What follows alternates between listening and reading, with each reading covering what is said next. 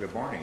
I think we have a very important and a good topic to cover today, which is the federal lead and copper rule and the Michigan version to come. So I'm looking forward to that presentation. I appreciate everyone for their hard work. We continue to make progress on a number of fronts. The state legislature approved the extension of the emergency through August 14th this week, so that was constructive. I appreciate their support in that process. And we're going to continue the process. I think we had a good meeting with federal officials yesterday in terms of the city and state meeting with federal officials. So let's continue moving forward, and I thank everyone for their participation today. And today will be hopefully a day where we can announce some things where Michigan will lead the rest of the country in terms of addressing lead as a problem with respect to water. My update is really going to talk a little bit about what we did yesterday. We had our press conference and we were rolling out or letting the residents know that the credit program is going to be taking place, that those credits should start coming out next week, that we were going to be doing them in phases because we know we'll get a lot of calls about it as well, and we didn't really want to overwhelm the customer service people. So we're doing them in phases. We did let people know also that we will be holding meetings, kind of like a town hall meeting, so they can come and ask questions, and we'll have not only we'll have people from the water department there to explain the bills, as well as finance and customer service. I believe the first one will be next Thursday in the Dome from 3 to 4. We will have council people there as well that can be available. And I know Councilwoman Van Buren has one scheduled also the end of this month. Yes. That will be at Region 1D, correct, April 30th. So we're going to be out in the community addressing people's concerns and questions about that. But that announcement went very well, I thought, yesterday.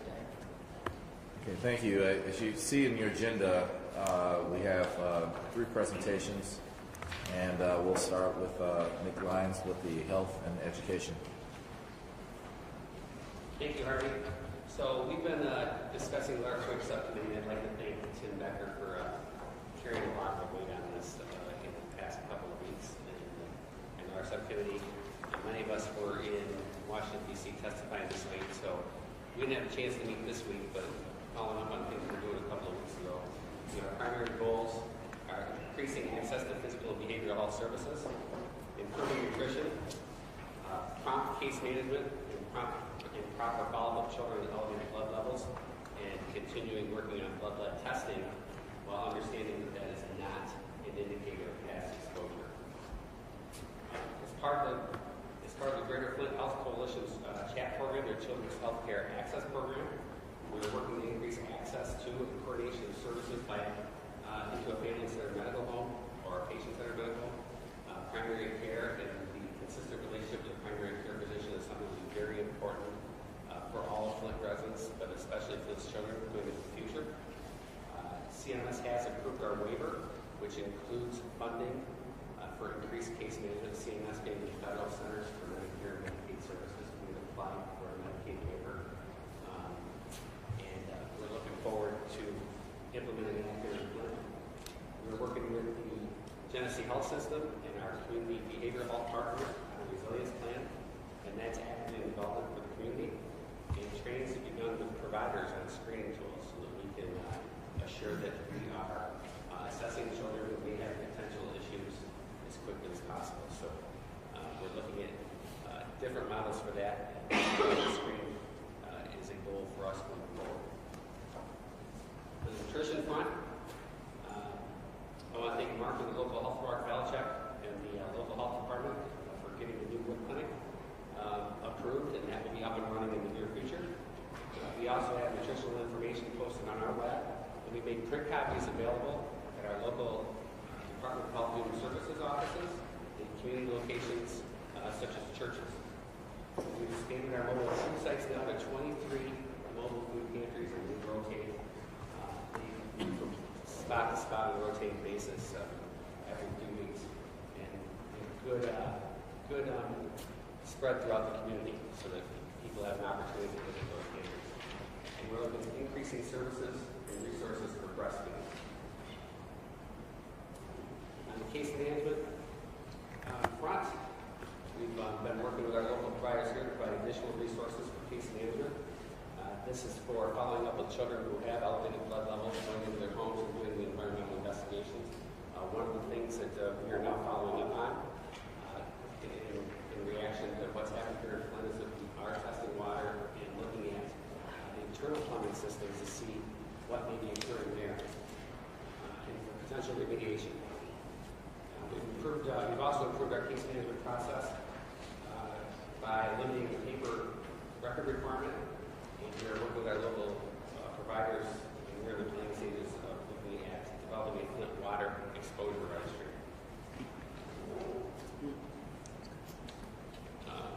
More specifically on the blood lead testing, we continue to work with our Medicaid health plans to increase testing in children. Testing is now available at the FWICC clinic. We've had 35 health fairs that were held that provide an opportunity to test for lead. We're doing our task force recommendations to reestablish the Michigan Childhood Lead Poisoning Prevention and Control Program. It's something that existed several years ago, and in the task force, that was a recommendation we should review, and the subcommittee is now looking at that. There's information about that task force on our website. Further topics, we've had some meetings both with employees and residents in the community, and some other issues have come up that we are now putting on the radar of our subcommittee, or we've been working on for a while, and like to give you a quick update. Oral health recommendations with drinking the non-fluoridated water. If we have children and adults who are not, especially children not drinking fluoridated water, we have recommendations on our website. It's important to remember to brush with fluoridated toothpaste twice a day. Rinsing with some sort of fluoride rinse is very helpful, and certainly the relationship with the dentist and making sure that your children are seeing the dentist is important because they can provide further services and information. Pregnant women should definitely make sure that they're getting the dental care they need as well. We're also looking at potentially providing fluoride varnish applications at well child visits at time of a first tooth eruption. And we're looking at potentially expanding our school-based dental sealant programs for first, second, sixth, and seventh graders. These are things that could help prevent dental. Our nutrition work group has been working to increase access to healthy food, align messages consistent across organizations, and educating the public about healthy diet to prevent lead absorption. Foods high in vitamin C, calcium, and iron fight lead absorption. We have been in a partnership with the Food Bank of Eastern Michigan, and through March, we distributed 321,000 pounds of food to 4,786 families. We continue to stress consumption of fresh fruit and vegetables, washed with filtered water or bottled water, low-fat dairy and lean meats, and the consumption of whole grains while reducing fat, sugar, and sodium. We also have information about eating at home with minimal water preparation. Nutritious foods can be prepared at home, such as salads, soups, sandwiches, and other things. These are information we have available as well that we're making on our website. And finally, we're implementing a public service announcement. Potentially, we're thinking about potentially looking at testing teeth as an indicator of potential lead burden. This is something that was brought to our attention initially by CDC, but there's interest in the community with providers of potentially collecting baby teeth and really using that as a source of information for the future in a way to test for potential lead exposure in the past. So that is something that the subcommittee will take very seriously as we look forward. This is an interesting development and something that may be useful in the future.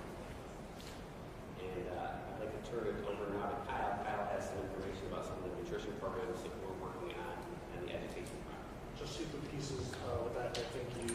Last week, the USDA approved our summer electronic benefit transfer application. So it's the EBT cards for the K-12 population this summer. It's $1.2 million that will serve over 15,000 kids that will allow them to have determination over purchasing healthy options this summer on the EBT card. We have, as part of a supplemental request that is currently for the legislature, we have a request for similar dollars to support the young ones for the 0 to 5 population as well. Those cards would go to their parents or guardians, purchase fresh fruits and vegetables, and the healthy foods during the summer months. We're actively partnering with local partners on trying to get sites with increasing options and access to summer feeding this summer, both in the conjugate model as well as mobile delivery of food. So our hope is that we'll have an increase of at least 15% in terms of the number of sites. We're still working on some transportation options, working with other partners to actually get kids and families to sites, and transportation is an issue because obviously summer is important as students rely on those meals during the school day. When that goes away, we have to be able to have healthy options for them during the summer months. And one other piece, as we look at our early childhood efforts, Genesee ISD has 2 GSRP classrooms that opened 2 weeks ago, and Cook Community Schools opened their first 2 GSRP classrooms this past Monday using Title I. So there's a door-to-door recruitment effort that's taking place today as we look to try and identify additional kids to start a GSRP program between the 2 entities. And finally, one last thing. Yesterday, we released a toolkit, a new draft toolkit to aid building managers in identifying areas where regional could grow. This is something that we work with CDC and the Genesee County Health Department on.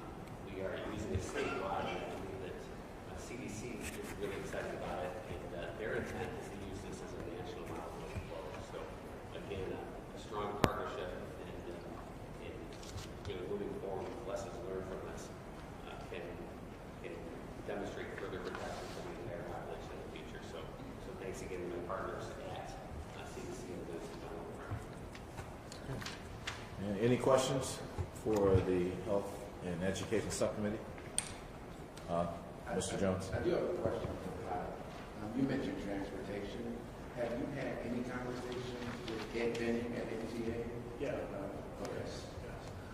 As part of the summer feeding resource that we get from USDA, paying for transportation is a lot of cost. So we're trying to work out routes that get them that have the best access to families on those routes. But we have had conversations with him about what we might be able to do for the summer. Nick, for the Medicaid waiver, which is phenomenal, what are we waiting for specifically to implement that? Well, on the Medicaid waiver itself, we're working on the technology in the background now, and we were really pushing towards an implementation by the end of the month. We have to work with our legislature. There's a general fund match, a general fund component of this, so we have to have the authorization within our budget, recognize or authorize to pay for it, and that's the work we're doing now. They were looking at it as part of the budgetary process, and we've worked with legislative leadership to identify this as a priority and to see what we can do ahead of the regular budgetary process. Right. I mean, it's such a high priority, high need intervention that, to wait for the regular budget process would be too long. Yes, and that's why we do not want to use the budget. Any other questions for Nick or anyone on the subcommittee for education, health and education? All right. We're moving ahead of schedule. This is a good thing. Going to the next one on communications. The communications subcommittee has 3 priorities. The first one, the first 2 are actually spelled out in the executive order that establishes this committee. Is to establish routine communications protocol with local, executive, and legislative levels as appropriate, to establish public information protocols effectively to inform the community, and then the final one, which is not part of the executive order, but what's added, is establish protocols to require uniform communications on incidents where more than one department engages. The long-term or some of the goals for the routine communications protocol with executive, local, and legislative leaders basically is that all state governmental units, that includes the city and county, receive weekly updates regarding the progress and the impediments against the incident action plan that's being developed or is underway right now with this committee. And basically we'll do that through the connection to the KWA system. And the intermediate objective will be to the subcommittees will track progress and report them, and we report them in a way that can be easily translated back through the local units to the community as they determine. And we want to set up a protocol or a format for the content in this. And so I've been meeting with some of the elected officials to get ideas for them how they would like to best receive information, so that they can just take it in and disseminate that to their jurisdictions and obtain somewhat of an agreement from these local elected officials in terms of what's relevant information. If there's things that are being produced here that are necessarily relevant and they would like to see it in a different format, we'll get that information too as well. Regarding the establishment of public information protocols to effectively inform the community, the long-term objective is that the residents are confident that the Flint water crisis is stabilized and eventually over. In the intermediate, we need to report progress to remedy the crisis and basically boil that information down to word of mouth. The community and a lot of the communities receive information that way. And if we have too much information to give to the residents and it can't be translated to word of mouth, then I think we lose an opportunity there. And we want residents to have ownership in the objectives to remedy the crisis, which is the result of why we're going out and meeting with groups and capturing their ideas. And Derek and Cheryl will be able to share a little bit more on that. The residents are brought into the effort to remedy the crisis. That was a number of recommendations that came out from some of the members on the subcommittee, and so we want to make sure that we have recommendations from the residents. I think at one of the committees, someone made mention that it's important for the action steps to also be influenced by residents. If there's a consensus out there about what certain things need to be done, we should probably really take serious consideration in including that in the action plan, or if there's modifications in terms of actions. Some of this will be very technical and left up to a lot of experts, but some of the residents have really good ideas, and we want to try to capture that as best as possible. And we would like to execute a communication strategy, and that's going to really come in large part in working with the city and certainly the county to make sure that the strategy is effectively touching the residents here in Flint. And the final priority to establish protocols where uniform communications on incidents where one or more department is involved. I know that the Department of DEQ and DHHS has basically signed a memorandum of understanding, but as this FWICC community moves from FWICC to advise and make recommendations to state policies, in the future there could be other departments, and we want to make sure that there is some protocol set in place where it encourages a robust vertical communication through the departments, and then create some horizontals so lower level departmental leads, and this is what the subcommittee had talked about, can cross-talk and feel comfortable in doing that. And that's going to be a cultural change, particularly in the state, but with most governmental units, you'll see that cross-talk is sometimes discouraged. We want to make sure that that's encouraged at low levels in the departmental structures. And then we want to take a look at the information flow by department. I know that Mike Zimmerman had also some comment or set together a series of recommendations for that to occur.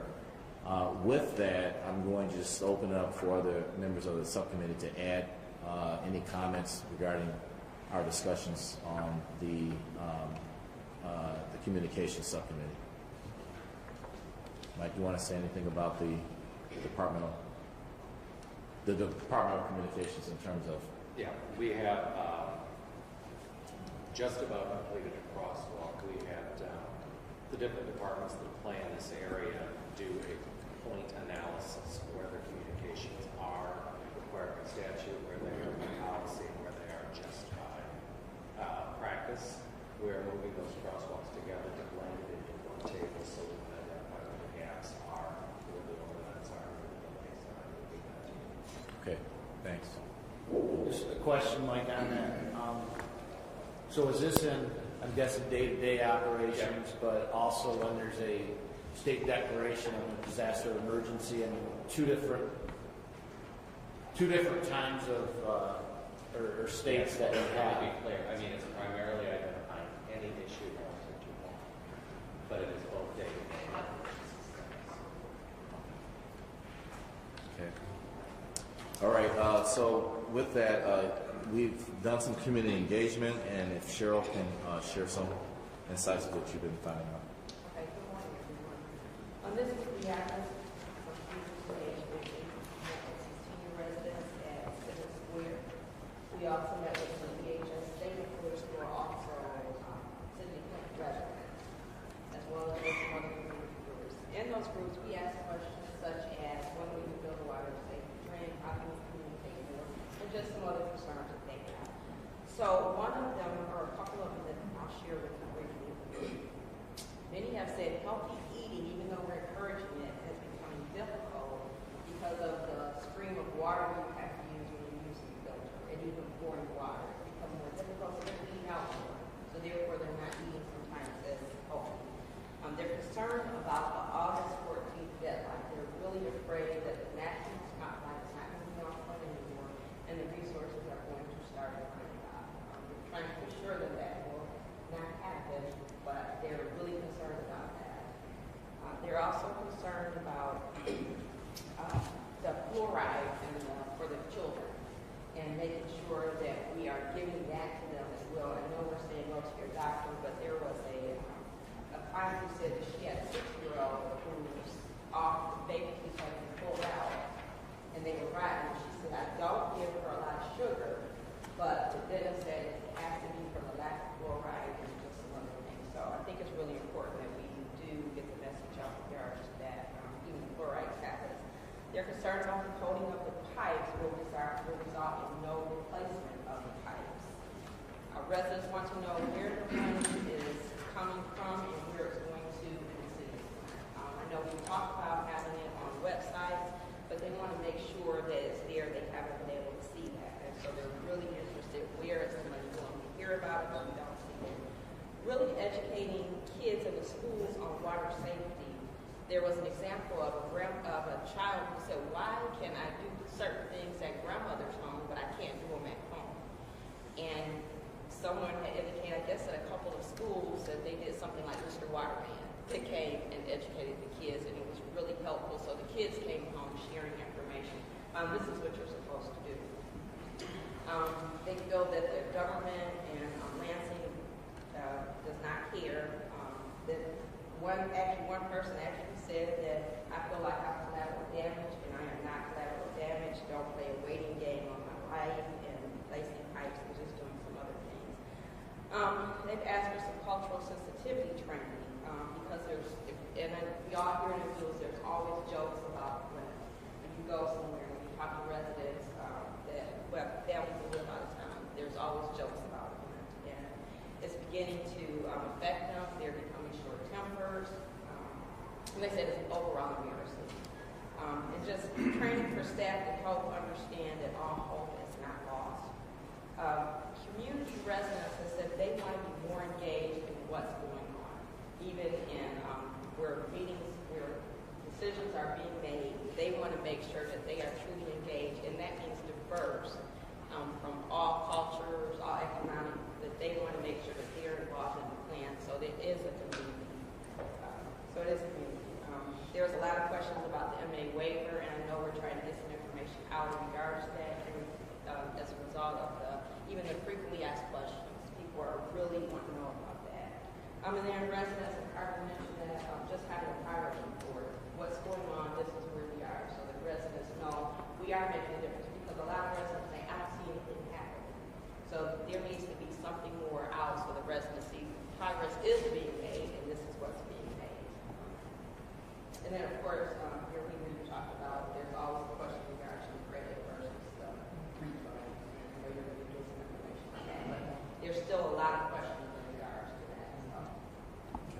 Okay. Sure, just a question on the resources. Was there any mention specifically what type of resources? Are they just looking at those resources that were getting through the federal government, through the contract with FEMA, or was it just in general?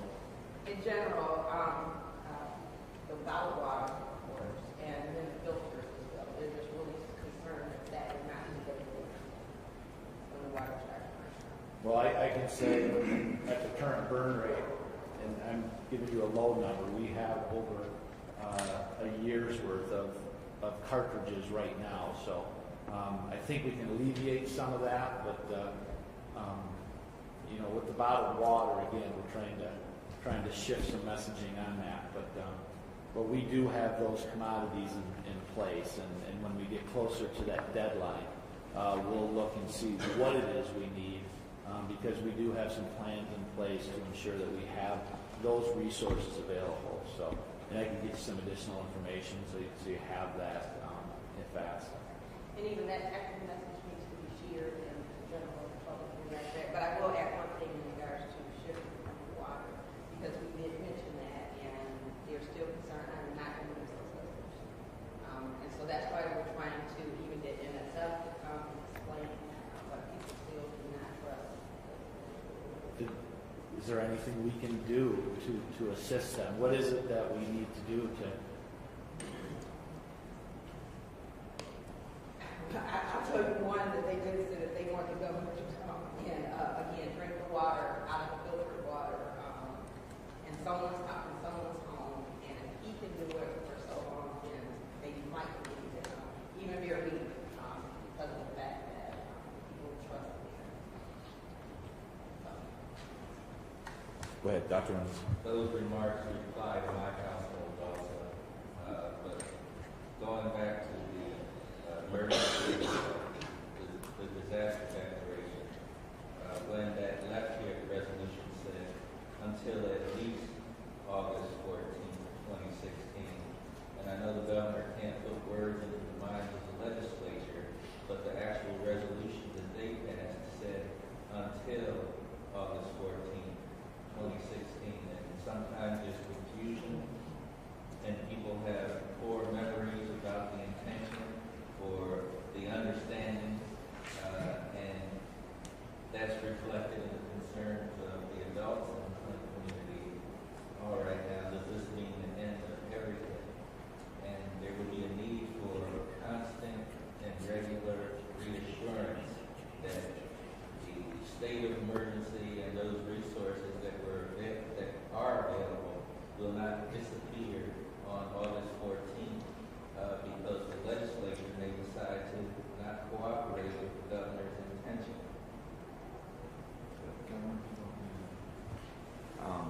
Essentially again, we did the resolution here, but again, the legislature decides what the legislature is going to do. What I would say is the August 14th date is just like April 14th. That was a fixed date, and it got extended before we hit that date. So that's an option that's always available. The question is, from the FEMA side, what resources they may be willing to provide. We've been told by the federal government they won't go beyond that date.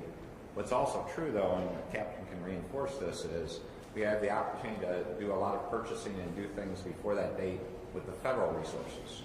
And that goes to his comment about our stock of cartridges already. So it doesn't mean they're disappearing on that date. It just means at this point in time, the federal government won't potentially participate in providing their resources or their ability to buy after August 14th. And we hope that the legislature will also be mindful of that. Yeah, and that's part of the discussion, and they have been good so far. Again, if you look at the supplementals they've done, that's unprecedented in terms of the modern history of the state of Michigan, in terms of providing $67 million already. Dr. Reynolds, just to add, because you had brought up the to at least the 14th.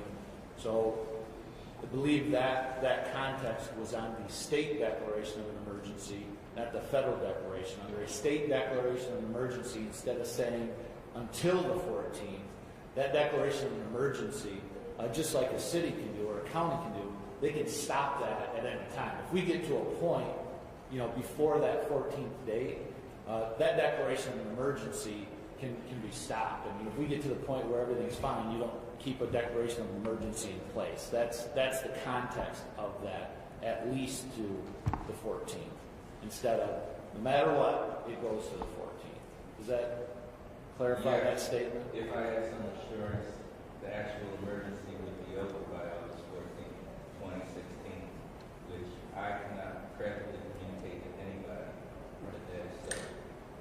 Right, and that date just matches the FEMA date, as the governor was saying, and then we can always go back, but that's why that statement is in there. Mr. Jones? Sure. So I guess at every meeting I'm going to try to bring is a little context from Flint residents that I've had a chance to engage with. And last night I had the privilege of going to a block club meeting. And the one thing that we must know, and I believe Cheryl alluded to this, that we have a very informed citizen. And people are really asking really good questions. And so one of the questions that was posed to me last night is, if it took multiple years for this to be addressed in D.C. and some other communities, why has the federal government decided that they're going to end, that their emergency will not go further than August 14th?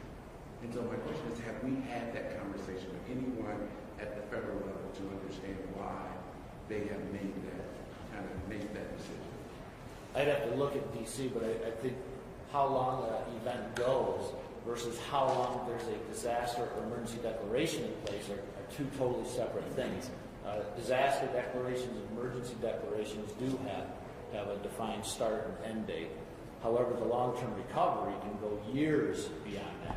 I've had some in our division that after 11 years, we still had open cases where we were still trying to finalize the recovery after a natural disaster. So those are two different things that we can look into that. But I don't think we can speak on behalf of the federal government, but they have made it clear that that is the end date, because emergencies, we're already outside of, I think, what is typical with these disaster or emergency declarations by FEMA. And again, the operative for these residents is it took 5 or 6 years for this to be addressed in some other communities. And so when you look at that time frame and they have decided that August 14th is the drop dead last furthest they will go, the question is, why have they made That's the question for Congressman Kildee and the senators. Because it's a federal issue. And again, we pushed them, we asked. That was their response. Because we want to work well, and that's where we're trying to get more federal involvement. We've made multiple requests and been denied on multiple fronts. We have gotten some very good support in some areas, such as the Medicaid. But other areas have not been successful. And we're going to continue to ask. And we appreciate your partnership in asking with us. Yeah, Council Vice President, then. Right. I want to also add, there are a number of meetings they go to where the citizens do have still questions. I know there's a lot of work going on and information getting out there, but especially like last night, Diane from EPA visited a community group, and we went over our extended time for that meeting. And their question was, where can we still report a problem or a concern that we can get an answer to? I don't know if that is 211, and we could not supply a direct number. I know they mentioned something about the governor. He has some type of number that you can call in a question, and one lady said she did that and she got a fast response. But I don't know if that's the place to direct that. If we have a specific location, like if somebody has questions about the color of their water, or they're having problems with their filter, or they have questions on the water heater, I guess they want a specific location that they can constantly feed into and get a response or some type of help. The other thing is we did get into the hot water heater situations, and of course there was information shared. Well, maybe if you pull out this rod or if you turn this thing, spigot on the heater, and I'm not that informed, but it's kind of like the same thing as the residents that were in the meeting. I don't know what to do, you know, and they feel I should not have to call a plumber. I should be able to call, again, we need that special number, and say, you know, can someone check this out? Is there some problem here? And now as we're getting into a season where it's going to be hot and humid, there's concerns about the Legionella bacteria. And I know the water heater sometimes can add to that. And the other questions would be about water distribution. We know we have the pods set up and the churches are participating, but there still are people that are not able to get the water. Some still have to walk to a location, and one gentleman voiced at the meeting yesterday afternoon, he saw him trying to carry 2 cases home. I think he stopped and helped them. But the question is, how to still assist those that need it. And I don't know if they'll be willing to call a number to make it easier instead of them walking down the street to carry these cases, because it's still going on. And then we have the outside groups that come into town and distribute water, especially on the weekends. The question was asked, how can an outside group go to a location where there is a need, maybe where people are just not able to get out, maybe a neighborhood that gets overlooked, because there may be some neighborhoods that maybe get frequent activity. I don't know which neighborhoods those might be, but I know a couple weekends ago, up around Corona and Ballinger, I saw a truck parked on a side street, and volunteers were taking water off the truck and going door to door, and I saw where they were even leaving cases of water at the door, and they even had boxes of baby diapers in there, and all I did was just honk my horn and wave to them and smile. They asked me if I needed some water, I said no, but I wanted them to know that they were being observed and we appreciated what they were doing. But again, a communication gap that we need to take care of when groups, because some of these groups will call somebody they know, and that person usually doesn't know, well, how to hit a specific area, or what area needs attention, or who they need to talk to that could give them some better information. And these are just situations that have come up in the past couple of weeks from meetings. So I believe the number is 211, and what happens is when we have consistent questions coming up, we work with 211 daily, we then get them that information so they can add it to the queue of the questions that are coming in. So that's how the question or 211 works if they need information. Your point about the bottled water, though, goes back to what I mentioned earlier. So I get the whole trust issue, but the issue with the bottled water as it stands is with certain vulnerable populations. So the question is, if you're not a vulnerable population, the primary source should be the filters, which filter out 99% of the lead. I mean, that's kind of the situation we're in. Is do you use some people will use a filter, some people won't use the filters.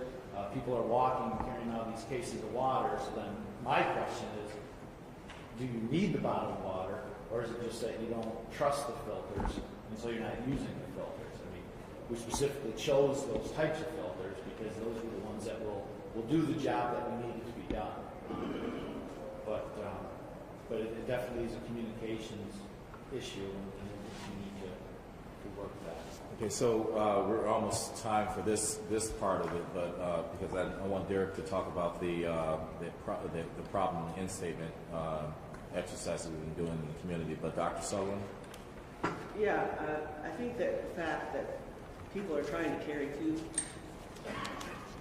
cases of water a long distance is your evidence that they really, really don't trust the filters in some cases. Sure. That they really, really are afraid that their water's not safe unless it's in a sealed container.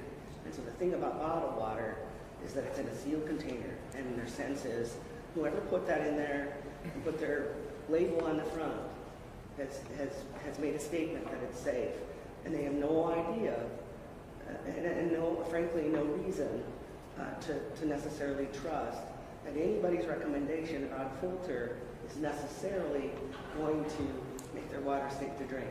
We know, we can read the back of the label, we can look online and the NSF standards, but because whatever's in their water that is unsafe is something they can't detect themselves, because there's no way for them to actually evaluate water that's gone through the filter versus water that hasn't gone through the filter. They don't have a way to have a self-trust in what's happening. And in my sense, the only thing that would drive them in that direction, first is trust over time, and then convenience.